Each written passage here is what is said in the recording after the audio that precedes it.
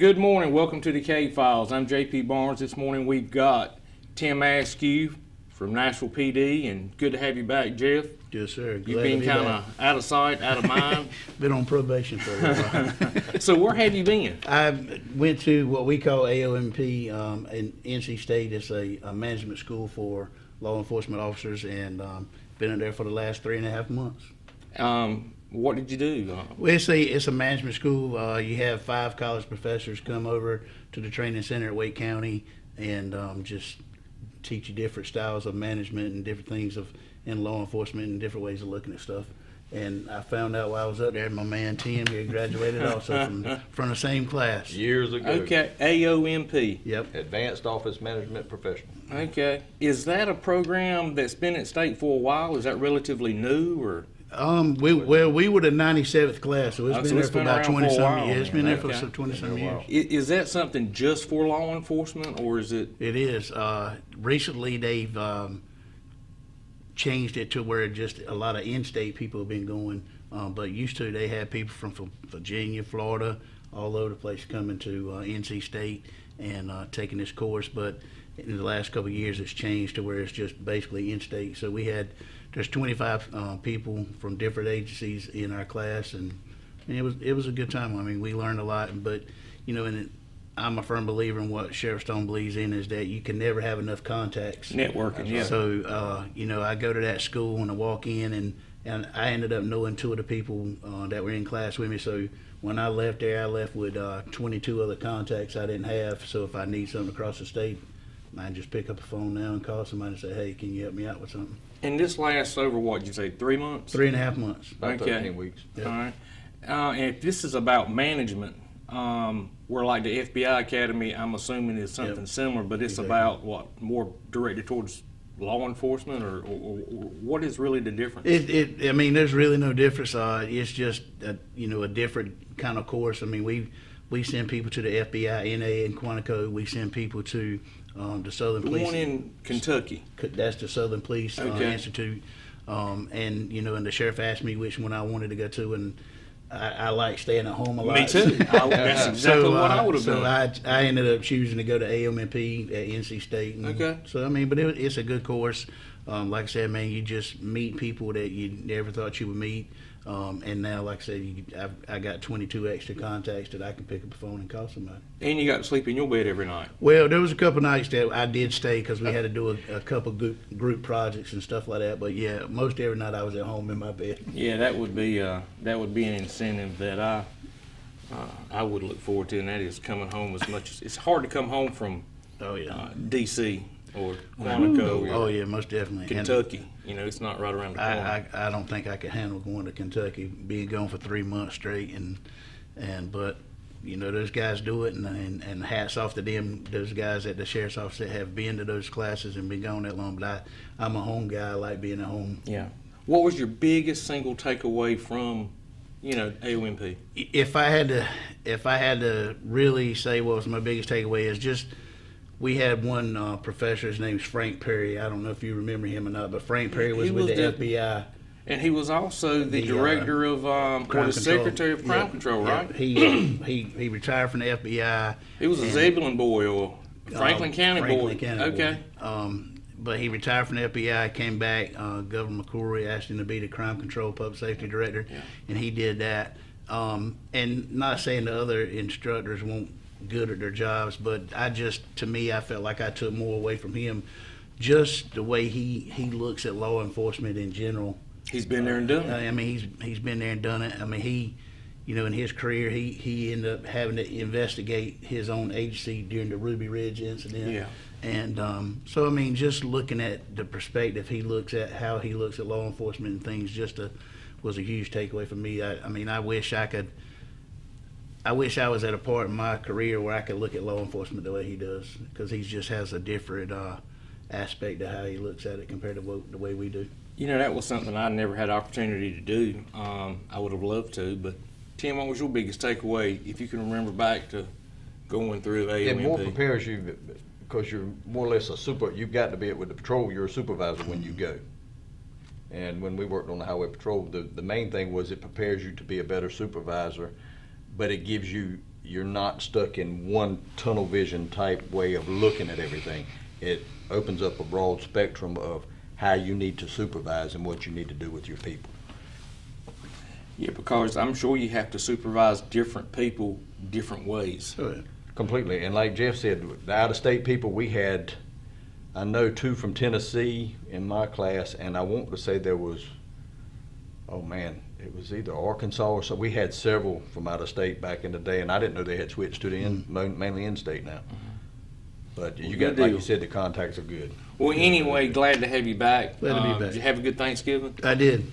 Everybody ready for Christmas? Shopping No, done? almost Just about. ready. Just about. Well, good. So bring us up to date. Any breaks in any cases? Anything big going on at the sheriff's office? No, just when I come back, man, it just seemed like everything hit all at one time. We had a case down in Bailey on Camp Charles Road right after I came back, where we ended up arresting a guy and charging him with second-degree murder, just man, having a lot of residential break-ins right now. But we hopefully got some guys identified as that have also hit us, Rocky Mountain and Franklin County, and all 3 agencies are trying to get them into custody right before the holidays so they don't hit anybody else's houses and things of that nature. And then one good thing, congratulations to Parker School, Rocky Mountain Academy. They won the 8-man state championship football team. Good deal. Yeah. I saw that. Yeah, that's So, good. A lot been going on since I got back. Now you just sit back and play catch up. And I'm sure you've kind of seen this, and don't say nothing that you can't say to get you in trouble, but leave it to me now to bring up something. I'm retired. I can have my opinion about anything and everything, say what I want to, but, down my way, down in the southern end of the county, there's a lot of talk about supporting the sheriff, pushing county commissioners to see that the sheriff has the tools that he needs to ensure adequate public safety. And a lot of times, just like with EMS or other things, people don't realize what they need or what they don't have until they pick that phone up and call 911, and then they're like, look, why did it take the rescue squad so long to get here? Why did it take a deputy so long to get here? A lot of people don't understand. There's a lot of needed resources to get the sheriff what he needs, to get EMS and public safety what they need, and I wish everybody would kind of step up and work with making public safety more of a priority. I will say that, and I'll leave it at that. But anyway, one of the cases we were going to talk about, we talked about a little bit off air, is this Letitia McNair.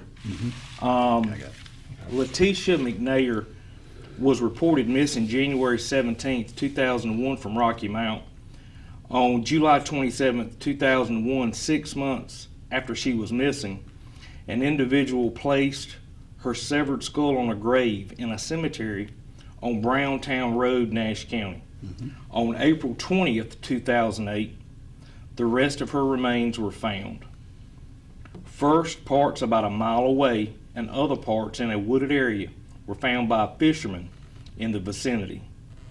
It looks like an autopsy determined that McNair was beaten to death. Any updates on this or anything you can share? Any added information or? No, nothing new. But when that case, happened back in 2001, Rocky Mount PD was investigating it as a missing person.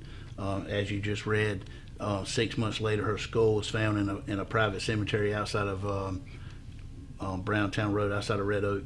And then 8 years later, the rest of her body was found in a wooded area with some guys riding four-wheelers and things of that nature. We reopened this case about 2 years ago, and I work on it, here and there whenever time allows. But we made some breaks in the case that they weren't able to make back in 2001, 2008. Tim knows him, Scott Finch. He retired from the Department of Insurance. Yeah, I know Scott. He works with Nashville PD now. While he was with the Department of Insurance, he helped me do some work on this, and we were able to find some stuff through his abilities and resources with the Department of Insurance that they didn't have or weren't able to find back in 2001, 2008. So that helped out a lot, and then just, been out re-interviewing people and things of that nature. So we're trying to make some headway. This case has always been one of Sanders' favorites. Yeah.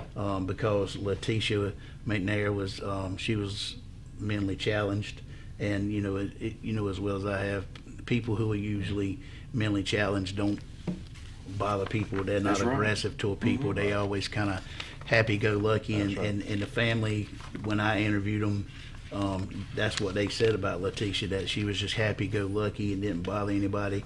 So it's a sad situation that the family had to live through, finding out that she was confirmed not just missing but deceased, and then they lived through that drama, and then 8 years later they had to relive it again because the rest of her bodies was found, and they had to live through it again, but they still don't have closure. So hoping that through some more interviews and continue to interview some people they did back in those years, we may be able to get a break. And if anybody knows anything, just please reach out and call us at the sheriff's office. That number is 459-4121. You can always ask for me, or you can call the number on the screen, which is Fighting Crime. And Kat is extremely well about getting the messages to local law enforcement saying, hey, I got this tip. And just hopefully we can get a break and give that family some closure. Yeah. The other case that comes to mind that Sandra, and I was just looking for it, Randy Colgrove. I was looking for that case.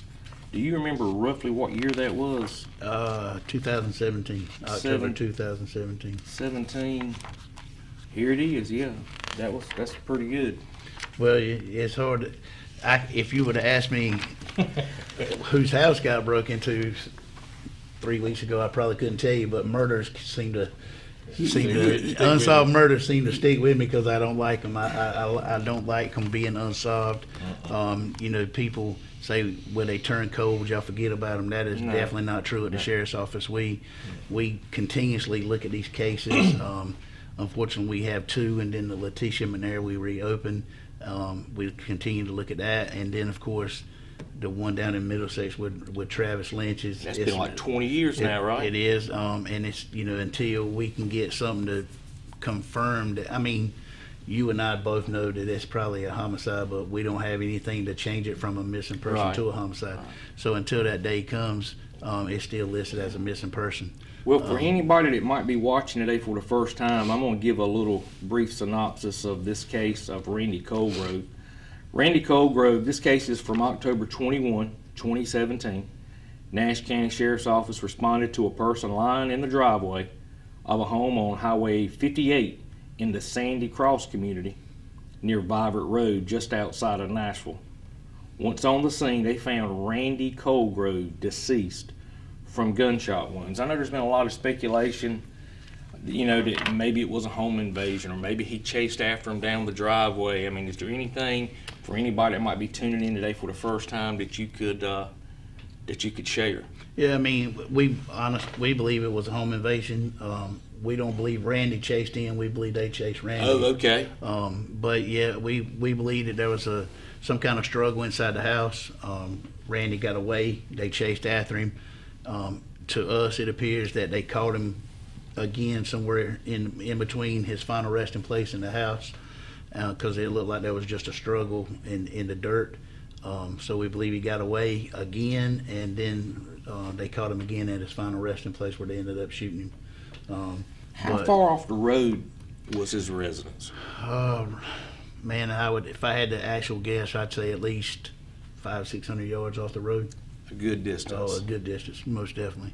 And and the sad part about this case is that the neighbors actually heard the gunshots, but there's also, and Tim knows what I'm talking about, but also there's a hog farm behind it, and so they thought they were back there killing pigs. So they text each other, say, "Hey, is everything okay up there? Because we just heard the gunshots." And the lady's like, "Yeah, well, y'all good down there?" And so they both assumed that it was somebody back there shooting at the hog farm, and when it was reality, it was Randy being shot. Well, look, we're going to take a break and pay some bills. Stay tuned. We'll be right back. And welcome back. We were talking earlier about that Travis Lynch case from Middlesex. And for anybody that might be watching for the first time, I was going to kind of read over this case, and then we're going to talk about it real quick. Okay. Travis Lynch. It's hard to believe this has been almost 20 years exactly, Christmas Eve. Christmas Eve will be 20. Yeah, 20 years. December 24th, 2003. Travis Lynch was last seen on Christmas Eve, 2003. He had been drinking heavily at a friend's house, and he and his girlfriend, Carlicia Whitley, went to her house on Claude Lewis Road in Middlesex so he could sober up. He was last seen leaving her home around 1 a.m., trying to get to his own home on Glendale Drive in Wilson. Lynch was supposed to call Carlicia when he arrived, but he never did. She called his mother to see if he had gotten home. When Travis's family members went to Middlesex to ask about him, they weren't allowed inside. His mother reported him missing on December 26th. He has never been heard from again. His car, a white 1992 Pontiac Grand Am with North Carolina license plate Robert Zebra Sam 4814, has never been found. A photo of a similar car is posted down at the bottom of this page summary.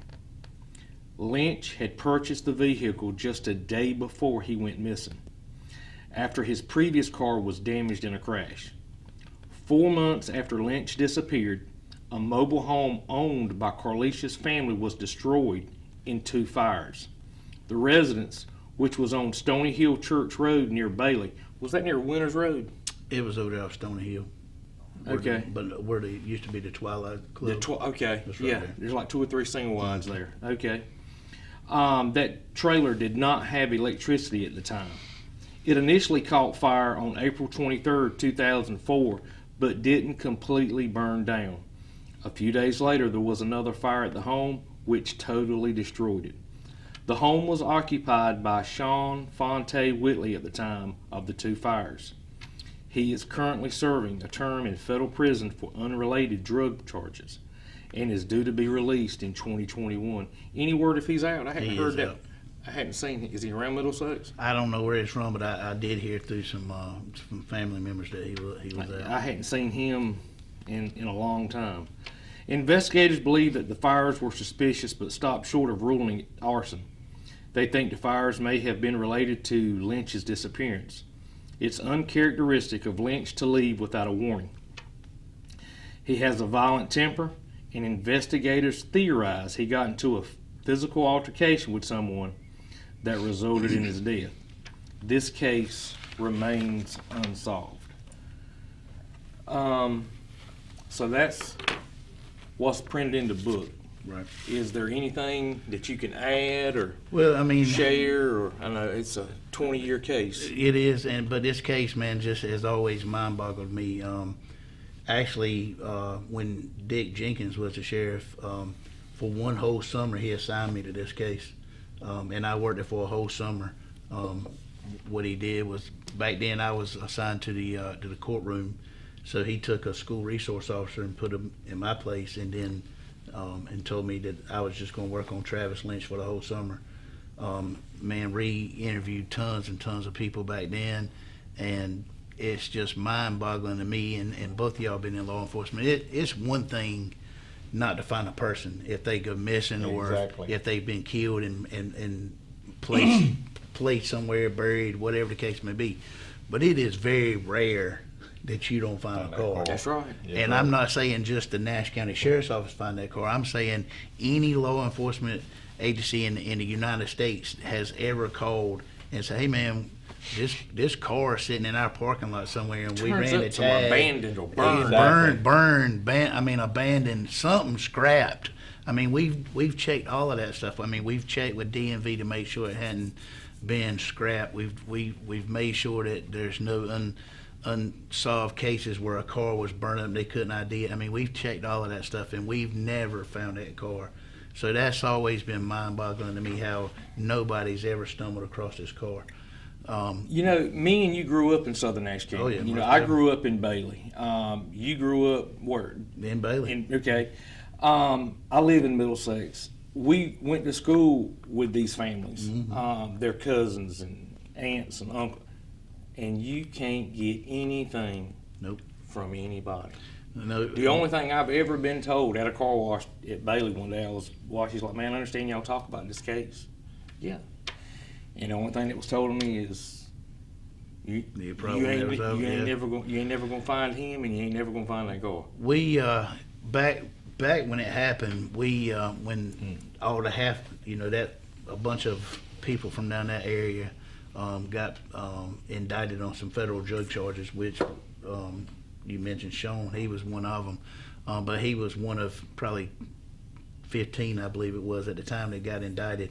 And you both know the system, and when you get indicted in the federal system, they always pull your lawyer in with a U.S. attorney, and they say, hey, is there anything you can tell us to help you out, blah, blah, blah. And we were actually hoping that one of those 15 people that got indicted on federal drug charges would tell us something about Travis Lynch, and not one of them told us nothing. So it's a very well-kept secret down on that end of the county. I have my theories, but they're just theories. And there's 20 years of theories. People have their, certain people believe this, certain people believe that. But what I know is that it's hard to believe that he or the car have neither been seen in 20 years, and that's just been mind-boggling to me how you don't find the car. But That's so rare. it's a sad case. His mother Jackie calls the sheriff's office sometimes, and she calls Major Misty Strickland a lot, especially around this time of the year. And man, I can only imagine how this lady feels. And here it is, Christmas again. 20 years later, she still don't have any answers, and unfortunately, we don't have any answers to give her. But people that, it's like I told this guy, I said, man, you can get paid up to $15,000. Reach out to Sneak. Call 911, call the sheriff's office, make that anonymous tip. They'll put $15,000 in your hand for that tip, and nobody will never know that it came from you. Nobody. And unfortunately, when we interview people, a lot of people say, man, I just can't get involved because of retaliation. Yeah. But like you're saying, you can call the number on the screen, and it's anonymous. You can text a tip, where you can text a tip with Rocky Mount. I mean, it doesn't have to be a Rocky Mount case. It can be a Nash County case. It can be an Edgecombe County case. It can be anybody's case. You could just text a tip, text it to them, Rocky Mount will get it to us. And, I mean, they're out of Canada. We'll never know who gave us that tip. So there's more ways of getting around it. We just want your information.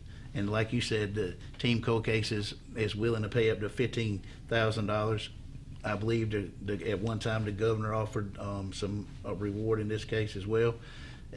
But there's ways of getting around worrying about retaliation because you gave some information.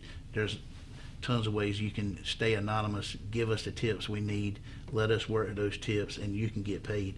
The good thing about this organization with Team Cold Case is we're not going to make you wait 2 years for a conviction for it to go to court or whatever.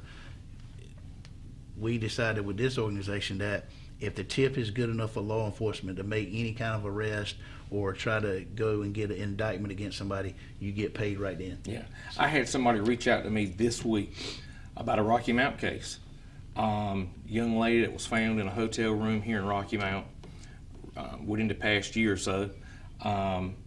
There's been some kind of question. Was it drug related? Was it an overdose? Was there some foul play involved?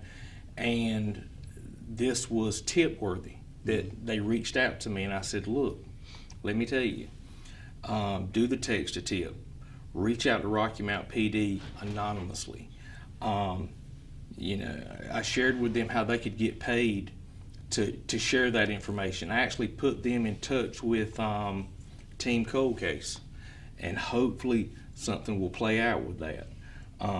but a lot of people don't. A lot of people are truly scared to come forward with information because they're afraid they're going to be sought after or retaliatory, and they just have reservations about it. That's true. Well, look, we're going to take a break, pay some bills, and we'll be right back. And welcome back. One of the other cases that's what I would consider kind of high profile is, and we've talked about it on the show before, is it Melito Armstrong? Melito Armstrong. And for anybody that might be tuning in for the first time, this case, Melito Armstrong, is from August 7th, 2022. Melito Armstrong, 17, was attending a party on Lonesome Pine Road in the Whitaker's community and was shot and killed. There were hundreds of people at the party, yet no one is talking. That's got to be frustrating. It is, and unfortunately, it happens more and more. There was probably 100, 200 people at this party, and by the time it was all said and done, I think we probably interviewed 10, 15 at the most. But like I said, it's happening everywhere. Halifax County just had a case last year the same way, where a young lady was at a big party over. They said there was like 300 or 400 people at this party. She got shot and killed. Don't have anything. Edgecombe County had a double homicide outside of Tarboro where there was 100 people at a party. Nobody's talking. Rocky Mountains had the same thing. So I mean, it's happening everywhere, and it goes back to what we talked about earlier, where people are just afraid that retaliation is going to happen to them. But as we have said hundreds of times on this show, there's ways to get around your name being in a police report. Call these numbers, call to text a tip, call CAT with Fighting Crime. You can call anybody, call any of these numbers, call Crime Stoppers, and give your information and let law enforcement run with that information. It may be that information that we're not aware of that you're holding that could break several of these cases, not just a Nash County case, but anybody's case. Do you think it's really and honestly, truly, always people are afraid, or do you think it's a societal issue, like folks don't want to be considered or classified a snitch?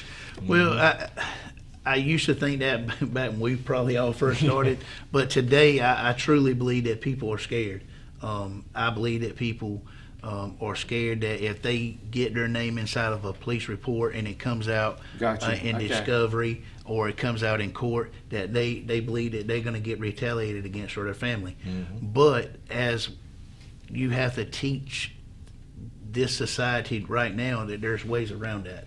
There's Fighting Crime, there's Rocky Mountain Text a Tip, there's Crime Stoppers. There's ways to get law enforcement the information it needs, and you stay anonymous. Because when you call those numbers, all you have to do is say, Billy Bob shot Johnny, and this is how I know this, and hang up the phone, and we never know who it is. We're not going to go trace or track that phone number. I mean, well, you can't. Well, you can't, exactly.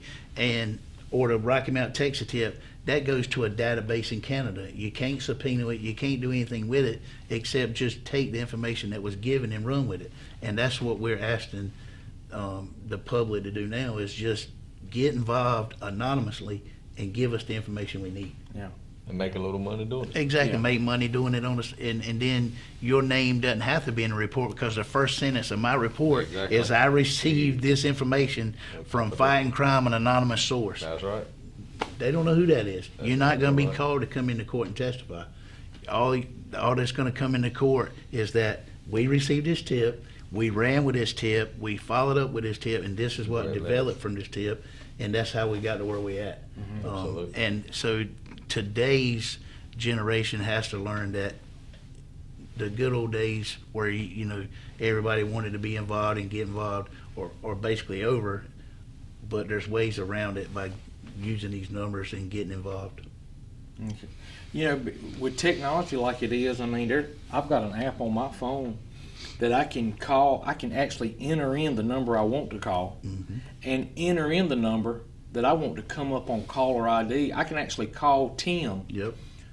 and it will look like it come from your cell phone. Exactly. 100%. Now that so people can use all kinds of advances to share the information that they know.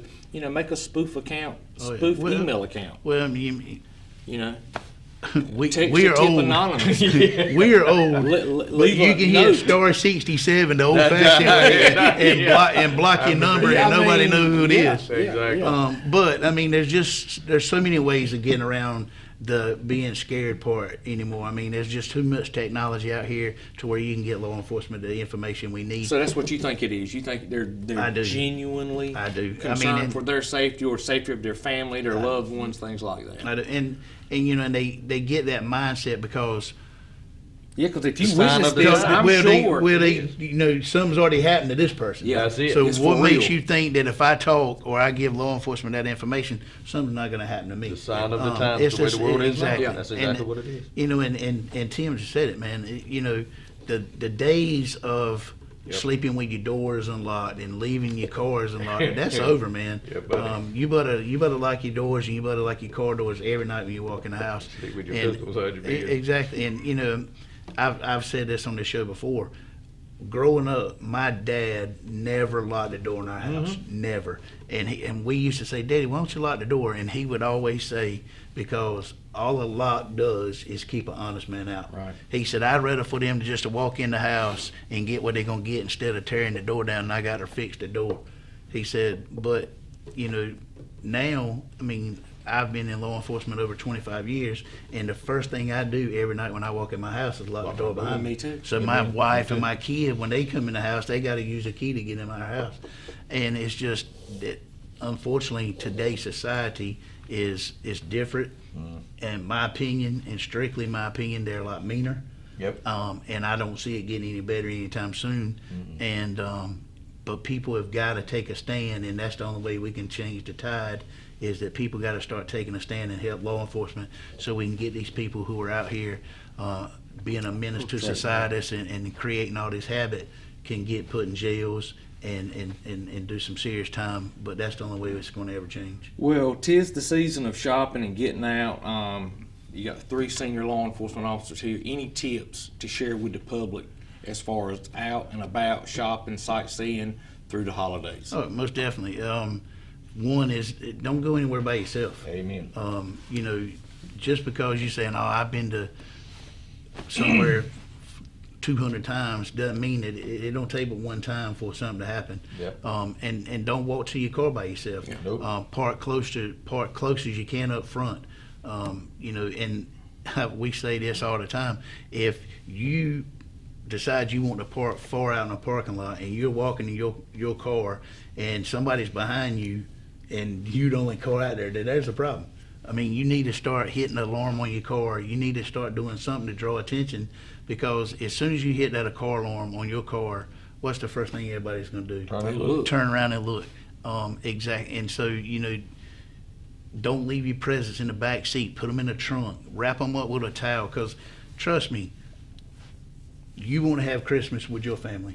Unfortunately, the crooks want to have Christmas with their family. So if they walk by a car and there's 20 shopping bags in a backseat window, all they're going to do is bust a window Yeah, and right. grab some presents. And what you just bought for your family for Christmas is now going to be somebody else's family's Christmas I present. try to tell my wife has a bad habit of wanting to go shopping on a whim, and I'm like, look, Yep. be mindful this time of year. I mean, it can be dark at 4:30. Oh, I mean, yeah. dark. Be mindful of where you park in the parking lot. Be mindful, park near aerial lighting. You get ready to leave the store. Wait a minute. Wait to kind of piggyback off somebody else that's going to be walking towards where you're parked. Look for that random person standing in the parking lot that's kind of out of place, looking back up at the store. Yep. Don't focus down on your buggy. Scan the parking lot as you're walking. Stay off your phone. Stay on. daggone You'd be right. surprised how many people push a car and their focus is right Straight down. here. So- It's just crazy.